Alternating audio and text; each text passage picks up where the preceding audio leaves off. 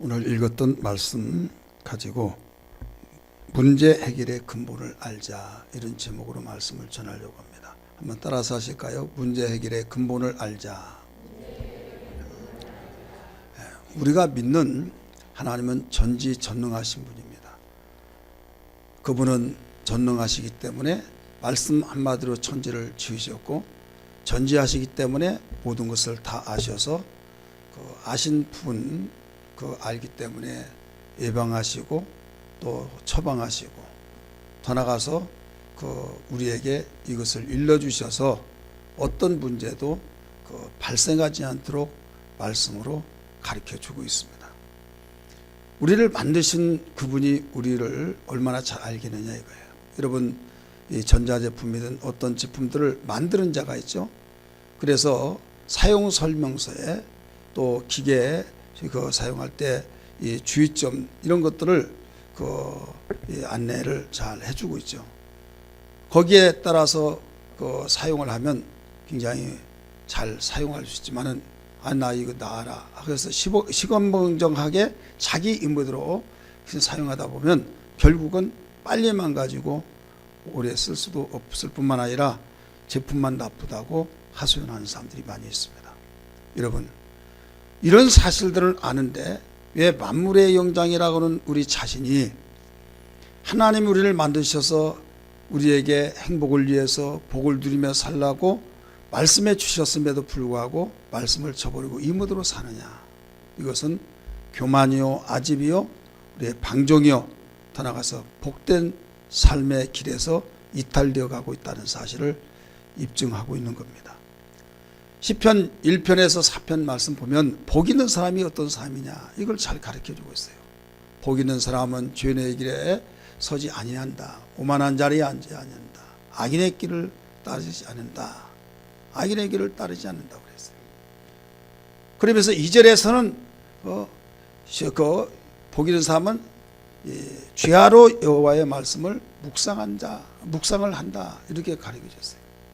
죄하로 묵상하는 자로다. 복 있는 사람에 대해서 가르쳐주고 있는 거예요. 하나님 말씀이 우리를 보여주는 거울이란 걸 믿습니까? 거울을 볼 때 내 모습을 잘 알 수 있잖아요. 그래서 복 있는 사람은 이런 사람이다. 잘 아는 바와 같이 악인의 길을 따르지 아니하고, 오만한 자리에 앉지 아니하고, 죄인의 길에 서지 아니하고, 그 다음에 긍정적인 차원 속에서 적극적인 말씀은 하나님 말씀을 주야로 묵상하는 자다. 근데 악인은 그렇지 아니한다. 3절에서 가르쳐줘요. 4절에서 가르쳐줬어요. 4절 한번 봅니다. 시작. 악인들은 그렇지 아니하며 오직 바람에 나는 겨와 같도다. 악인들은 죄인의 길에서 움직여지기 때문에 복 있는 사람의 길과 다르다는 거예요. 그러니까 우리는 가시적인 측면에서 볼 때 돈이 있고 직장 좋고 건강하고 자식 잘 되고 하는 일 착착 잘 되면 뭐가 있다? 복이 있다. 이렇게 결론을 내립니다. 야, 저 사람 복 많이 받았어. 그러나 하나님의 눈으로 볼 때는 돈이 아무리 많고 잘 되고 잘 나간다 할지라도 악인들의 꾀에 거기에 항상 가담하고, 또 죄인의 길에서 거기에 동참해서 머리를 맞대고 어떻게 하면 더 잘 될까 궁리를 하며 나쁜 길로 빠져들어간 사람들이 있다 이거예요. 근데 현실은 잘 되고 가시적인 측면에서는 참으로 부러움의 대상이 된다 이거죠. 그러면 예수 믿는 사람은 하나님 말씀에 의해서 기준이 된다고 한다면 이건 복이 아니다. 복이 아니다. 악인들이 잘 된 것은 바람에 나는 겨와 같다. 분명히 가르쳐줬잖아요. 현재는 이렇게 된다 할지라도 어느 날 풀로 날아가 버린다. 그러나 현재 내가 궁핍함이 있다 할지라도, 현재 나이가 옹색해서 참 불편함이 있다 할지라도, 하나님이 가르쳐준 복 있는 사람은 악인의 길을 따르지 아니하고 오만한 자리에 앉지 아니하고 죄인의 길에 서지 아니한 그 사람으로서의 하나님 말씀을 들었을 때 그 말씀대로 살려고 주야로 묵상하면서 하나님 이렇게 살기를 원합니다. 애통하는 그 심령. 우리에게 눈에 보이는 가시적인 것은 생활의 형편에 따라서 각각 달라서 때로는 참으로 찢어지게 가난하다고 말을 들을지라도 이 사실만은 분명하다고 한다면 그는 어느 날 하나님께서 높여주시고 없었던 것을 일으켜 주신다는 것을 알아야 될 줄 믿습니다. 믿으시면 아멘 하시길 바랍니다. 여러분, 보는 관점이 다르다 이거예요. 하나님이 우리에게 전지하시기 때문에 당신이 만든 피조물, 특별히 당신의 형상을 따라 그 모양으로 만든 우리 인간에게 행복을 위해서, 복을 누리게 하기 위해서 율법을 주셨고 말씀을 규례 삼아서 지키게 하셨고 우리에게 명령대로 살라고 하신 것을 믿으시길 바랍니다. 여러분, 지난 주일에도 말씀드렸잖아요. 하나님의 관심을 갖자, 이런 말씀을 드렸는데, 하나님이 우리에게 복 주시기 위해서, 행복하기 위해서 말씀하시고 또 말씀하셨는데도 불구하고 사람들은 그 말씀에 관심이 없다, 이런 말씀을 기억하시면 아멘 하시길 바랍니다. 여러분, 그랬잖아요. 내 방법이 있다, 이게 내 방법, 나는 살아가는 방법이 이것이다, 나는 복된 것이 이것이라고 믿는다. 그런데 교회 가봤더니 하나님 잘생긴 것이 복이다, 내가 어떻게 현재 어려움 가운데 있다 할지라도 하나님만 잘생기면 복이다고 하는데 도무지 이해가 되지 않는다 하면서 그걸 저버리면서 내가 생각하고 있는 그 생각만을 의지하고 바라보며 하나님 말씀을 등지고 살아가는 사람이 있다 이거예요.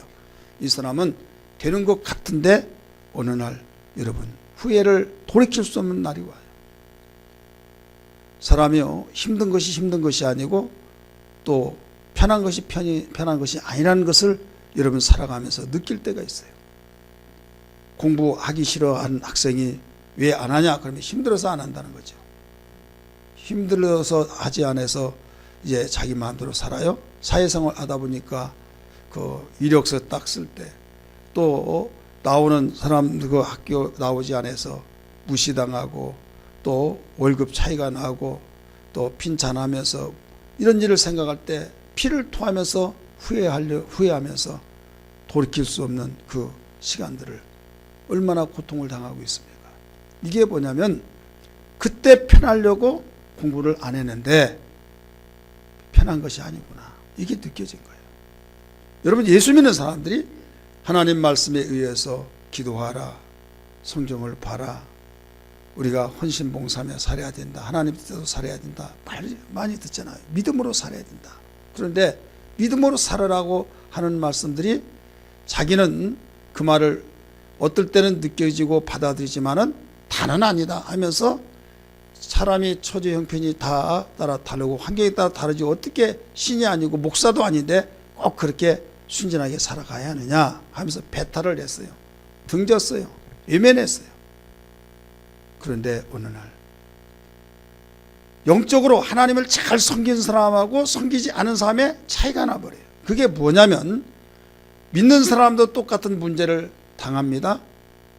예수 믿는 사람이라고 해서 문제를 안 당한 것이 아니에요. 당하지만은 믿는 사람은 주여 나를 그 길에 여겨 주옵소서, 하나님을 의지하고 더 바짝 다가서서 하나님께 도움을 간청하면서 깊이 있고 그 문제가 해결되어서 야, 하나님 살아계시구나, 귀로만 들었던 하나님이 정말 살아계시구나 하면서 감사와 감격과 기쁨을 나눌 수 있는데, 신앙생활을 하지 않은 사람은 자기 신념으로 죽으란 법은 없어 신념을 가지고 열심히 살려고 몸부림치고 해결하려고 몸부림치는데 안 될 때는 팔짱가 보다, 내가 이렇게 살아는 팔짱가 보다 하다가 절망하며 이놈의 세상 내가 이렇게 이 상태에서 살아야 뭐하냐 하면서 절망, 좌절, 포기 속에서 스스로 목숨을 던진 사람도 일어납니다.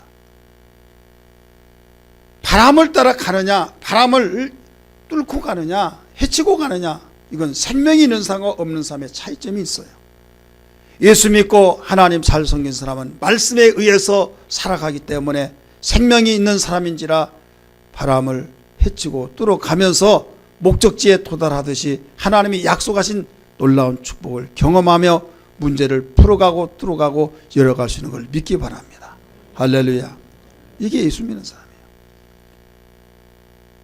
샘을 팔 때 샘물이 마르지 않고 정말로 생수의 강을 이룬다는 말이 있듯이 우리는 가뭄을 타지 않은 샘이 있다라고 할 때 장마철에는 실감이 안 납니다.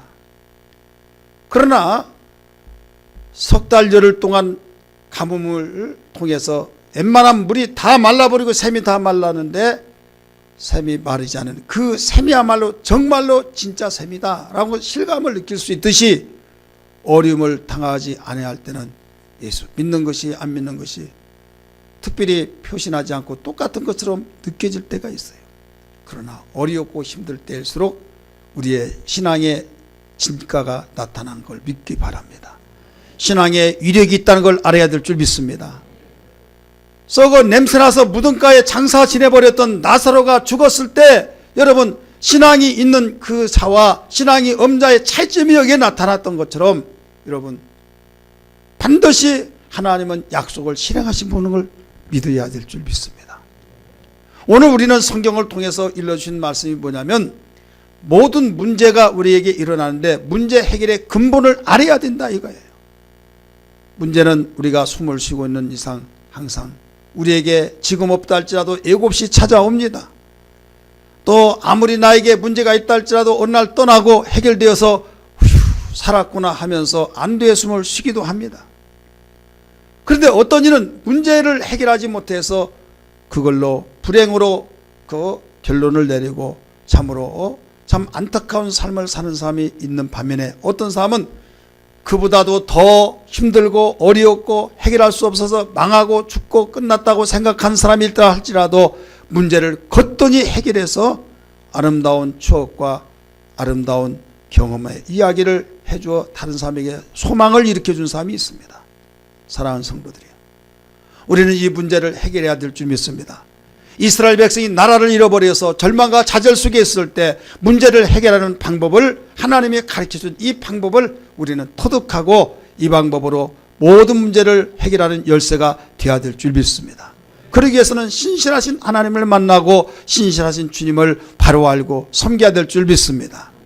신실하게 진실하게 거룩하게 살게 하소서. 신실하게 진실하게 거룩하게 살게 하소서. 신실하게 진실하게 거룩하게 살게 하소서. 진실하게 거룩하게 살게 하소서. 손을 들고 부릅니다. 하나님 나의 마음 만져주소서.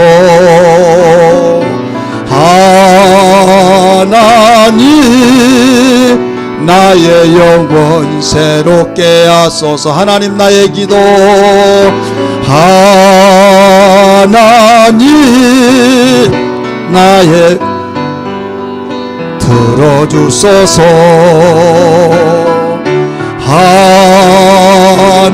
하나님 주의 길로 인도하소서. 아멘. 여러분, 우리는 예수 믿음으로 소망을 가지고 사는 사람이란 걸 믿기 바랍니다. 왜? 세상이 알지 못한 비밀을 우리에게 일러주셨고 그 비밀을 통해서 모든 문제를 해결하는 열쇠를 우리에게 일러주셨기 때문입니다.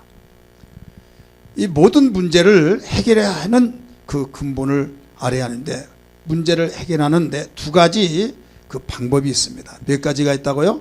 두 가지. 크게 나누면 두 가지인데 하나는 가시적인 방법이요, 하나는 불가시적인 방법입니다. 가시적이란 건 보이는 가운데서 나타난 방법이에요. 이 보이는 측면에서 해결하는 방법, 이건 현실적인 측면이고 세상적인 겁니다. 그런데 불가시적인 방법은 말 그대로 보이지 않습니다. 보이지 않지만은 반드시 문제를 해결하는 방법이에요.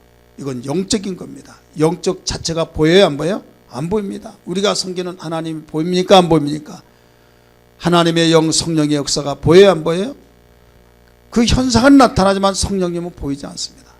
그래서 불가시적인 방법은 영적인 측면이 있고 그러나 성경적입니다. 자, 두 가지 방법이 있는데 여러분, 이 두 가지 방법에서 세상 사람들은 모든 문제를 해결하려고 할 때 일단 여러분 해결하려면 진단을 해야겠죠. 몸이 아프더라도 해결하려면 진단하고 진단에 따라서 처방을 하듯이 우리가 일반 모든 생활 속에서도 문제가 터졌다. 그러면 내 팔자야 하고 팔자 타령하고 발 뻗치고 한숨을 내쉬며 포기할 것이냐, 아니면 사람은 죽어난 법이 없어 해결하면 다 해결돼 하면서 신념이라도 가지고 해결하려고 하면 해결된 것이 있고 해결되지 못한 것이 있지만은 여러분 예수를 믿지 않은 사람도 이 방법을 가지고 해결해 나가며 살아간다는 사실을 알아야 될 줄 믿습니다. 그런데 이건 되는 것도 있고 안 되는 것도 있고 될 수도 있고 안 될 수도 있고 보장이 없는 거예요. 그런데 하나님이 전지하셔서 우리에게 일러주신 방법은 뭐냐면 불가시적인 방법이에요. 눈에 보이지는 않지만은 반드시 해결하는 방법인데 이게 영적인 측면에서 성경적입니다.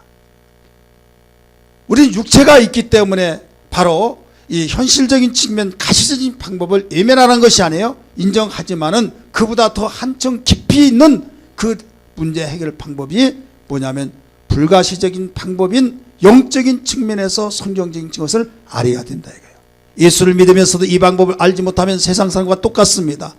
이 방법을 알지 못해서 해결하려고 몸부림치면서 기도하면서 하나님 도와주세요 한다 할지라도 하나님은 외면하시고, 하나님은 너는 왜 내가 가르쳐준 방법을 외면하고 세상적이고 바른 삶이 가지고 있는 그 방법을 택하여서 하다가 안 된다고 원망하느냐. 내 백성이 무지함으로 망했다고 한 것처럼 이 방법을 알지 못하고 그 방법을 사용하지 아니함으로써 해결책이 없어 결국은 하나님을 오해하면서 왜 하나님이 계시면 내가 이렇게 힘쓰고 애쓰고 몸부림치고 기도했는데도 응답하지 않느냐 하면서 하나님은 안타깝게 여기신 겁니다. 사랑하는 성도들이요, 나는 현재 평안하고 안전하고 행복하고 이만 하면 정말 좋겠다라고 생각한들 여러분, 문제는 예고 없이 찾아옵니다. 찾아오지 않아서 찾아오라고 말한 말이 아니라 언젠가 나에게 예고 없이 찾아온다. 이걸 알아야 된다는 걸 믿기 바랍니다. 현재 문제가 있다 할지라도 해결하면 문제가 아니에요. 그러나 해결하지 못하면 그게 문제가 되는 거예요. 그래서 수고하고 무거운 짐진 자들아 다 내게로 오라. 내가 너희를 편히 쉬게 하리라. 할렐루야. 우리 안에서는 할 수 있고 하지 못한 것이 있고 해결할 수 있는, 우리 손에서 해결할 수 있는 것도 있고 해결할 수 없는 것이 있지만은 여러분, 하나님 안에서는 모든 것이 다 해결되어진 걸 믿기 바랍니다. 그 하나님을 우리가 섬기고 그가 보내신 예수 그리스도를 통해서 해결책을 보여주신 그 사건을 우리가 알았기 때문에 주님 알았습니다. 발견했습니다. 우리는 전능하지 못하고 연약하고 우리는 연약하여서 할 수 없지만은 내가 믿는 주님은 하실 줄 믿습니다. 할렐루야. 내가 믿는 주님은 모든 걸 해결자가 되시기 때문에 우리에게 보여주셨고 또 너희들도 내가 일러준 방법을 가지고 사용하라 하셔서 사용하오니 일하여 주옵소서 하면 약속을 실행하신 주님이 예면치 아니하고 일해 주신 것을 믿기 바랍니다. 그 방법이 무슨 방법이냐? 우리는 가시적인 방법도 사용해야겠지만은 그것으로 안 된다고 절망하지 말라. 안 될 때는 마지막 카드를 사용하는 겁니다. 그 마지막 카드가 뭐냐면 불가시적인 방법이에요. 이건 근본이 해결되어진 겁니다. 할렐루야. 임시 땜방으로 해결을 친 건 일시적인 겁니다. 응급처치를 해서 병원까지 가기까지만 바로 필요한 그 처치. 그렇다고 해서 완전히 해결된 것이 아니에요. 근본은 병원에 가서 해결해야 하듯이 마찬가지예요. 우리가 어떤 일이 터졌을 때 문제를 해결해서 해결됐다고 해서 여러분 안도의 숨을 쉬어서는 안 됩니다. 그게 해결된 것이 아니라 일시적인 현상으로서 응급처치하는 해결 방법이라 한다면 근본을 해결한 것은 오직 불가시적인 방법, 영적인 측면에서 가르쳐준 성경적이어야 되는 것을 알아야 할 줄 믿기 바랍니다. 여러분, 지구촌에는 두 가지의 개념으로 살아가고 있어요. 두 가지의 보는 눈을 가지고 살아가고 있어요. 이것이 뭐냐면 하나님의 눈과 바로 세상의 눈인데, 다른 역사적인 측면에서 보면 헬라식 방법으로 보는 것과 히브리적 방법으로 보는 겁니다. 따라서 합시다. 헬라적 방법으로. 왜 헬라적이냐? 헬라 대제국을 이룰 때 헬라가 저 세상을 정복하고 나라를 정복했을 때 그 나라가 계속 영토가 넓혀지면서 문화가 같이 따라갔습니다. 그들은 군인이 아니면 죽이지 않고 신사적이었습니다. 그래서 야, 신사적이다, 정말 헬라 사람들 적이라고 해서 나쁘게 생각했더니 오히려 우리나라 통치할 때보다 더 낫네 하면서 좋은 그 마음을 가지니까 그 영향을 받아서 바로 언어부터 시작해서 문화까지 다 영향받아 가지고 모든 세계가 헬라화가 되어버린 거예요. 그래서 생각하고 보고 모두 느끼고 그들이 바라보는 것이 헬라적 방법, 헬레니즘이라고 하는 사고력을 가지고 살아간 거, 이게 바로 세상의 기준이 되어버린 겁니다. 그래서 헬라적 방법이다 라고 말합니다. 여러분 영생 공부를 배우신 분은 다 아실 거예요.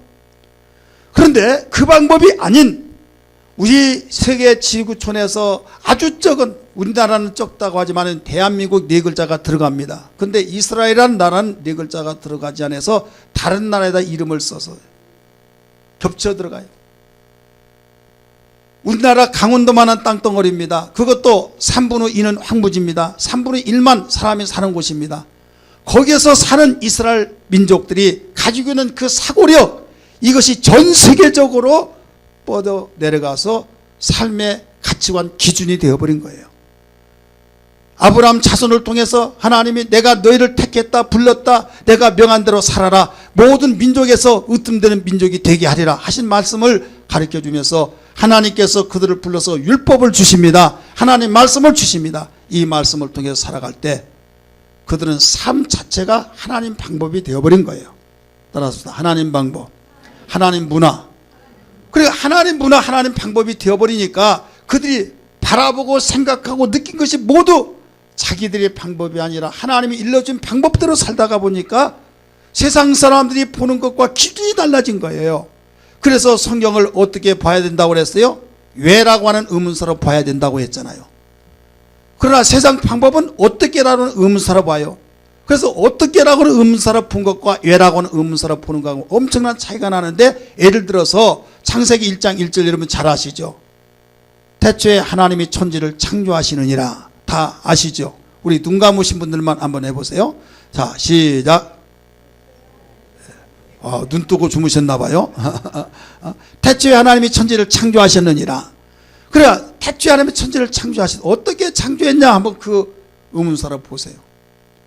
성경에 보면 말씀으로 창조했다고 그랬죠. 말씀으로 창조했다. 야, 이 사람아, 이 조그마한 건물도 석 달 걸렸는데 어떻게 말씀 한마디로 천지를 6일 동안 다져? 그게 말이라고 그래?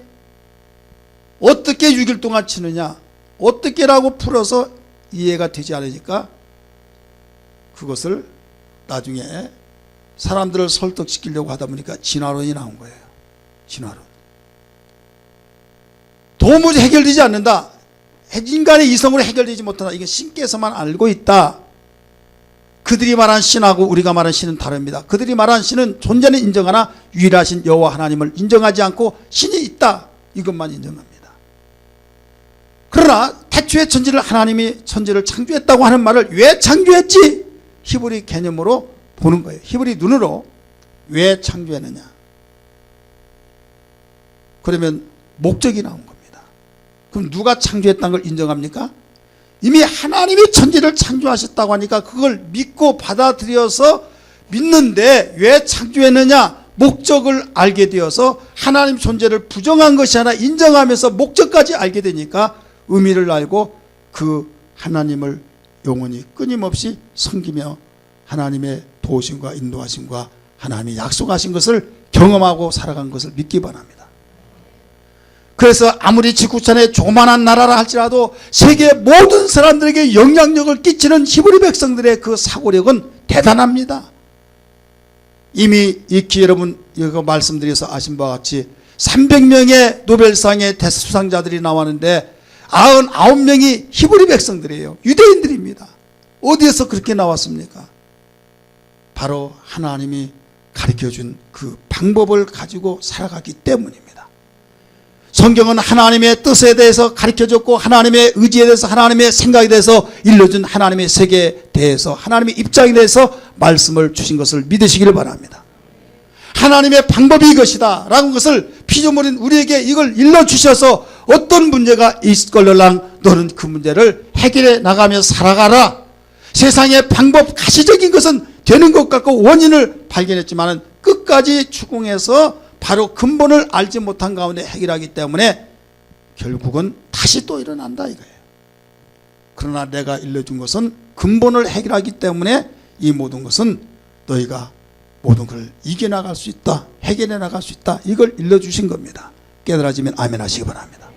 사랑하는 성도들이요, 이렇게 예수 믿는 사람에게는 귀한 문제 해결의 근본이 있음에도 불구하고 하나님 말씀에 귀를 담아 듣지 아니하고 이모드로 살려고 하고 하나님 말씀을 듣는 시간에 건성으로 듣고 딴청 피우고 그러기 때문에 아무리 예수 믿고 교회 생활하여서 신앙생활 잘한 것 같지만 어떤 문제가 터지면 해결하지 못하며 어디에서 뺨 맞고 어디에서 화풀이 하듯이 하나님이 계시면 왜 이렇습니까 저렇습니까 하나님을 원망하는 삶이 얼마나 많이 일어난지 몰라요.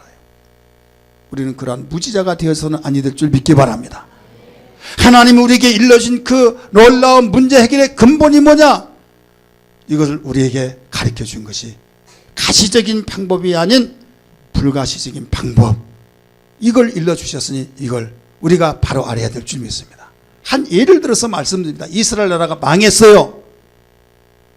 망했을 때 왜 망했느냐, 가시적인 분별로 진단을 해보면 그들은 강대국인 당시에 바빌론이 그들을 침략해서 망한 겁니다. 왜 망했습니까? 가시적인 진단으로 보면은 군사력이 약해서 망한 거예요. 더 이상 무슨 진단이 필요합니까? 강하면 이길 거 아닙니까? 그런데 근본적인 바로 문제를 해결하는 불가시적인 진단으로 보면은 강대국은 그 왕의 마음을 격동을 시켜서 야 이스라엘을 침략해버리라, 그 마음을 왕에게 계속적으로 마음을 격동을 시켰기 때문에 그랬다, 이렇게 성경은 가르치고 있어요. 믿으시길 바랍니다. 그렇게 강한 군사력만 있다고 한다면 여러분 약한 나라는 다 침략을 당해야겠습니까? 아니잖아요. 아무리 약하다 할지라도 보호해야 된다, 정말 더불어 살아야 된다, 강대국인 이 통치권자들이 바로 그런 마음을 가지면 침략하지 않잖아요.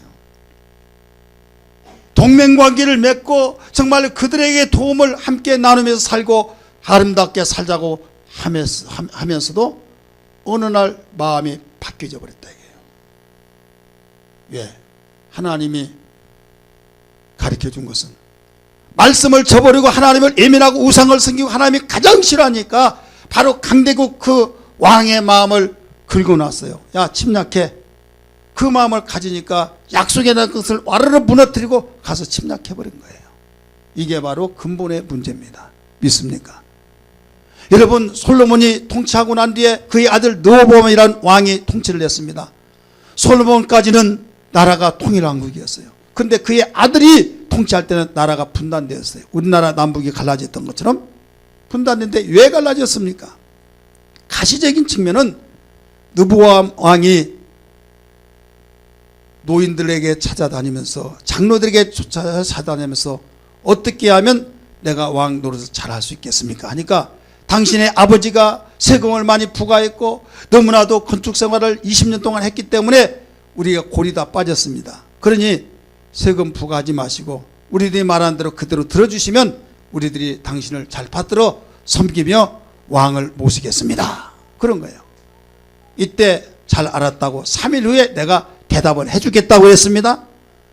이때 3일 후에 대답을 해줍니다. 그 전에 자기 친구들 젊은 자들에게 가서 말합니다. 어떻게 하면 내가 통치를 잘할 수 있겠느냐 했더니 그 노인 장로님들은 이렇게 말한다고 하니까 야, 그 말을 듣느냐, 너희 아버지가 이렇게 다스렸으면 너는 이렇게 다스리라, 너희 아버지가 새끼손가락 가르쳤으면 너는 엄지손가락으로 다스리고 아주 강하게, 지금 너무 편안하니까 그런 소리가 나오니까 강력하게 다스리라고 그랬어요.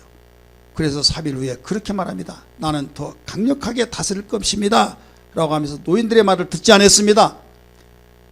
그러면 우리는 약속대로 당신을 왕으로 섬기지 못하겠습니다. 그래서 10지파를 바로 그들이 뚫뚫 뭉쳐서 다른 사람을 왕으로 모셔서 바로 나라가 세워진 것이 북왕국 이스라엘입니다.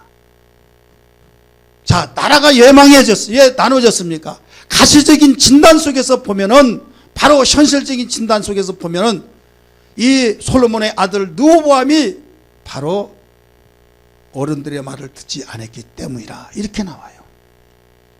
성경을 아나 모르겠어요. 존이라고 뭐 바빠서. 그러나 여러분, 근본적인 것은 솔로몬 때문에 그런 거예요.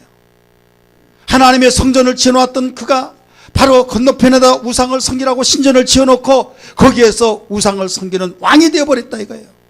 그럴 때 하나님이 말씀하시기를 내가 너의 아버지 때문에 약속을 지키긴 지킨데 나라를 찢어서 다른 사람에게 나눠주겠다라고 말씀하신 걸 믿으시면 아멘 하시기 바랍니다. 이게 근본적인 거예요. 불가시적인 근본적인 거, 성경적인 거. 이것을 두 가지 조화를 시켜볼 때 바로 가시적인 것은 표면으로 떠있는 겁니다. 떠 있는 거예요. 그러나 떠 있지 않냐고 깊이 땅속에 있는 걸 어떻게 알 수 있겠습니까? 여러분, 가시적인 것만 우리는 치우쳐서 진단하며 해결하려고 하면요, 해결한 것 가지고 또 그러고 또 그러고 끝이 없는 거예요. 근본을 해결해야 될 줄 믿습니다. 따라서 합시다. 근본을 해결합시다. 우리 옆에 분에게 근본을 해결합시다 하세요. 눈을 찾아보시고요. 무엇을 해결해야 된다고요? 물질이 문제가 있더라도 근본을 해결하겠고, 건강도 근본을 해결해야겠고, 가정에 불행한 것도 여러분 근본을 해결하겠고, 어떤 여러분 정말 문제라고 생각한 것이 왜 그러느냐, 가시적인 것만 찾아서 말하지 말고 근본을 여러분 해결하래요. 근본. 욥 잘 아시죠? 욥이 부자 됐어요. 동방에서 가장 큰 자가 됐어요. 왜 그랬어요? 가시적인 것은 열심히 일하고 근면 전략해서 그랬다. 그렇게 나온 거예요. 그런데 불가시적인 측면에서는 악에서 떠난 자라 이렇게 말했어요. 악에서 떠나고 하나님이 보시기에 기뻐하신 자가 되었기 때문에 복을 받았다고 그랬어요. 믿으시길 바랍니다. 근데 그렇게 복 받았던 자가 하루아침에 다 쑥대밭이 됐어요. 10남매가 다 죽어버렸습니다. 소와 염소와 양이 낙타가 다 죽어 불에 다 죽고 강도떼들이 와서 가져가 버렸습니다. 자, 이 내용을 우리 가시적인 진단으로 해보고 불가시적인 진단을 한번 해보자 이거예요. 가시적인 진단은 왜 그렇게 아들딸이 다 죽었느냐. 10남매가 느닷없이 큰 바람, 대풍이라고 써요 성경에. 대풍이 오늘날 판각기 같은 쉼터 있잖아요. 거기에 모여가지고 생일 파티를 하고 있는데 큰 바람에 의해서 날아가면서 압사되어서 죽어버렸다고 그랬어요. 이게 가시적인 거예요. 그러면 왜 그렇게 바람에 견디지 못했냐. 역학조사를 합니다.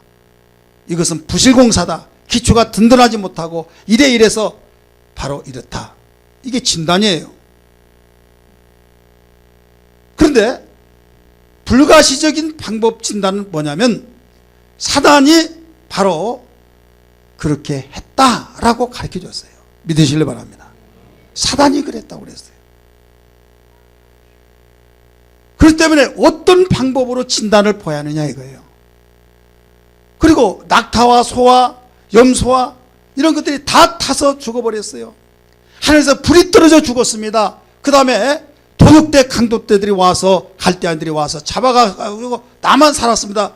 욥에게 종들이 와서 보고를 합니다. 왜 그랬습니까?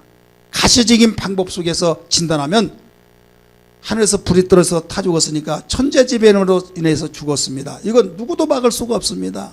천재지변이에요. 그 다음에 갈대아인들이 와서 다 빼앗아갔다. 약탈꾼 강도떼들이 와서 가져갔다. 힘이 없어서 당했다. 이게 가시적인 진단입니다. 깨달아지면 아멘 하십시다. 그런데 불가시적인 방법에서 진단을 보면 왜 그러냐면 사단이 갈대아인들의 마음을 긁어놔가지고 야 저기 가서 도둑질해라. 그런 마음을 계속 격동을 시켜서 그전에는 평안하고 아무 일이 없었는데 그런 마음을 주니까 가서 바로 뺏어가지고 준 거예요. 왜 이건 근본적인 걸 무시해버리고 사느냐 이거예요. 여러분, 이 사건은 성경 모두 가르쳐 놓고 있습니다. 다 가르쳐 주고 있어요. 예수 믿는 사람이라고 한다면 최소한도 불가시적인 방법을 진단하면서 거기에 정말로 바로 한다고 한다면 하나님 앞에 무릎을 꿇을 수밖에 없다는 걸 알아야 될 줄 믿기 바랍니다. 예수를 믿으면서도 근본적인 문제가 무언가를 알지 못하면서 신앙생활을 하면서 주님 도와주옵소서, 이 말은 진심의 기도가 될 수가 없는 거예요. 사랑하는 성도들이요, 성경은 한두 군데가 아닙니다. 창세기에서부터 요한계시까지 가득가득 채워졌습니다. 여러분 잘 아는 홍수 사건 아시잖아요. 홍수 사건. 왜 홍수에 다 죽었습니까? 왜 죽었습니까? 가시적인 진단으로서는 하늘에서 비가 넋으로 쏟아져서 죽었다. 그걸 어떻게 더 이상 해결할 수 있겠습니까? 하늘에서 비가 억수로 40일 동안 쏟아져서 죽었다고 그랬어요. 근데 불가시적인 진단 방법에서는 하나님이 바로 동성연애를 걸고 그 다음에 하나님의 아들과 사람의 딸들이 바로 결혼해서 오합지졸하면서 살면서 하나님 말씀을 등지고 예민하고 하나님 그 뜻대로 살지 않았기 때문에 사람 친구들 내가 한탄했다. 내가 물로 쓸어버리리라. 하나님이 결단하시고 결행하신 거예요. 믿습니까? 믿으시면 아멘 하십시다. 이것은 불가시적인 진단 방법입니다. 그렇기 때문에 하나님께서 하신 일을 어떤 누구도 막을 수 없기 때문에 하늘에서 창이 열려졌고 또 땅에서 샘이 터져서 40일 동안에 가장 높은 곳 다 덮어버렸습니다. 성경은 창세기에서부터 요한계시록까지 이렇게 가르쳐주고 있어요. 사랑하는 성도들이여, 우리는 어떤 문제가 터지면 왜 나는 되는 것이 없냐고, 왜 나는 이렇게 살아야 되냐고 하면서 어디로 불똥이 튀느냐. 돈을 조금 벌어다 준 자기 남편에게 불똥이 튀깁니다. 자식이 속쓰면 그때 바로 여차하면서 그쪽으로 불똥이 튀깁니다. 더 나가서 누가 성질면 성질 빌어먹다고, 아무개 누구는 정말 성격이 좋은데 나이가 어쩌자고 내가 그 당시에 콩깍 끼어서 그 남자 만나고 이렇게 고생한다고 그렇게 말하면서 끝까지 달려가는 평행선이 되니 여러분 어떻게 해결이 되겠느냐 이거예요. 성경은 근본적인 것을 알고 해결해 나가라는 거예요. 믿습니까? 정말 그렇게 되기를 원하시면 아멘 하십시다. 그렇게 되기를 원하시면 아멘 하시기를 바랍니다. 그렇게 되면 어떻게 하느냐? 첫 번째, 마음을 고쳐야만 안 됩니다. 따라서 마음을 고쳐야 된다. 우리 19절 말씀 보십시다. 19절 말씀 시작. 내가 그들에게 한 마음을 주고 그 속에 새 영을 주며 그 몸에서 돌 같은 마음을 제거하고 살처럼 부드러운 마음을 주어. 아멘. 사람들은 가시적인 측면에서 그것만 해결하면 다 해결된 걸로 알고 있는데 하나님은 마음을 고쳐야 된다는 거예요. 이스라엘 백성들이 마음이 완악해서 하나님 말씀을 듣지 않고 하나님 말씀을 저버리면서 우상을 섬기며 하나님이 가장 싫어하는 것들을 일삼아서 생활하면서 하나님이 선지자를 통해서 일러줬음에도 불구하고 모든 걸 다 외면해 버렸습니다. 마음이 강팍해졌습니다. 말씀을 가르쳐준 자를 잡아 죽이고 왕의 권세로 악용하면서 하나님의 종을 죽이기까지 하는 그런 바로 교만한 그런 시대. 이때 하나님은 내가 이방인에게 넘겨줘 버리겠다. 그렇게 사이가 좋았던 아무 탈이 없던 그 바벨론이 야 가자 사냥을 하러 좀 가자 하더니 바로 온순한 양이 사자가 되어서 집어삼켜버렸다 이거예요. 근본이 그러니까 하나님은 말씀하셨어요. 그쯤 되면 이제 고생하며 고생할 때 나를 생각하고 느끼고 회개하고 돌이킬 것이다 해서 70년이 되면 내가 돌아오게 하리라 라고 말씀하셨어요. 돌아왔어요? 안 돌아왔어요? 돌아왔죠. 오늘 본문의 말씀은 무슨 사건입니까? 그냥 돌아오게 한 것이 아니라 내가 그들에게 한 마음을 주고 그 속에 새 영을 주어서 그 몸에서 돌 같은 마음을 제거해버리고 살처럼 부드러운 마음을 주겠다. 그래 마음을 고쳐서 해결해 주겠다 이 말이에요. 따라서 합시다. 마음을 고쳐서 해결해 주겠다. 마음이 고쳐지지 않으면 해결할 수가 없다는 거예요. 하나님이 힘이 없어서가 아닙니다. 하나님의 방법입니다. 그래서 마음이 고쳐지고 해결되어진 사람은 그 사람도 바로 살려내고 그 모든 문제도 해결되고 마음이 고쳐지지 아니한 상태에서 문제만 해결되면 여러분 오히려 해결되는 교만으로 인하여서 더 나쁜 길로 가져버릴 수밖에 없는 거예요. 성도들이요. 우리는 어떤 문제가 터지고 어떤 문제가 있든지 간에 그걸 두려워하지 말고 먼저 내 자신을 점검하면서 마음이 고쳐져야 될 줄 믿습니다. 마음이 고쳐져야 될 줄 믿습니다. 할렐루야. 하나님께서 마음을 고쳐주시는데 그냥 고쳐준 것이 아니라 내가 새 영을 그에게 부어서 곧 성령을 주셔서 고쳐주시겠다는 거예요. 돌 같은 마음을 제거시켜버리고 부드러운 살처럼 그렇게 마음을 고쳐주겠다는 거예요. 여러분 성령을 외면해서는 아니 될 줄 믿습니다. 지혜자 하면 기자는 말하기를 뭐라고 했습니까? 무릇 지킬 망하시 네 마음이니 이에서 생명이 나느니라. 마음에서 생명이 난다는 거예요. 온유하고 겸손하고 주님의 마음을 가진 사람에게 바로 모든 문제가 해결되어서 살 길이 있다는 거예요. 할렐루야. 믿으시길 바랍니다.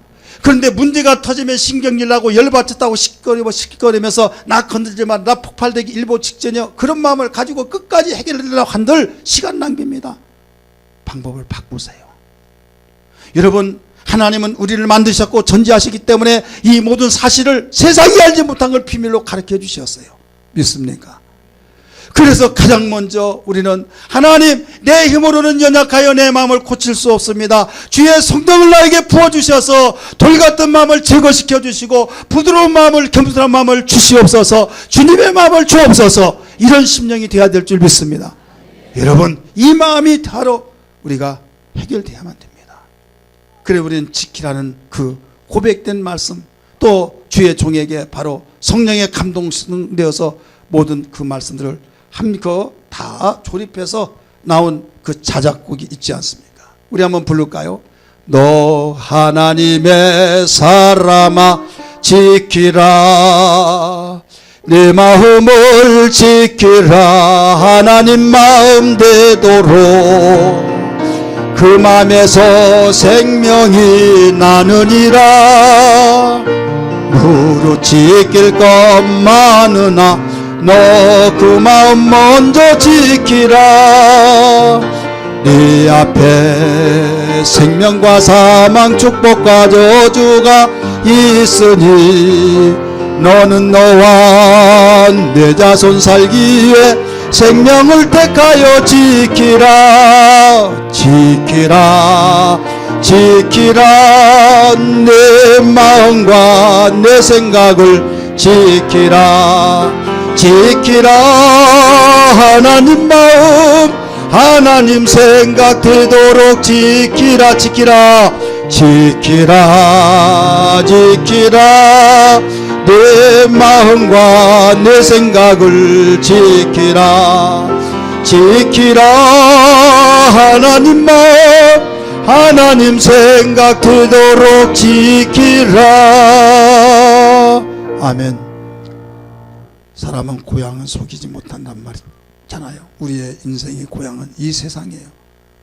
그래서 이 세상의 것을 취하고 이 세상의 것을 사랑하고 거기에 은연중에 팔은 안으로 굽듯이 세상을 향해서 가고 있는 거예요. 해바라기에 햇빛을 향해서 돌려내면 또 그쪽으로 돌아가고 그러듯이.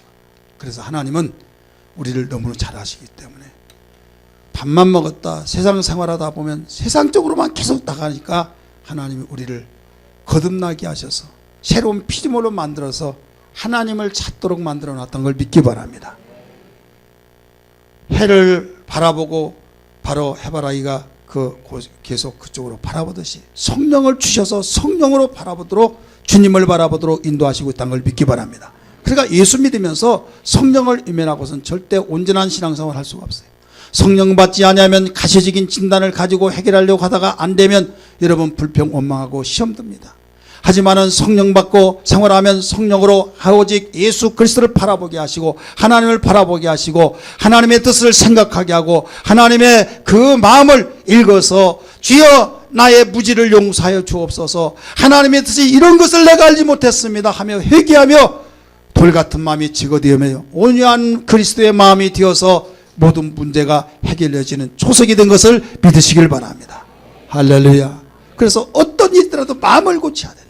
그래서 여러분 소아시아 7교회 교회가 있는데 7개는 딱 7교회만 있는 것이 아니라 모든 교회들이 있지만 수많은 교회가 있지만 7유형으로 딱딱 나눠서 7교회를 가르쳐주고 있어요. 근데 거기에 공통적으로 책망을 받는 교회나 책망을 받지 않은 교회 똑같이 하는 말이 무슨 말인 줄 아십니까?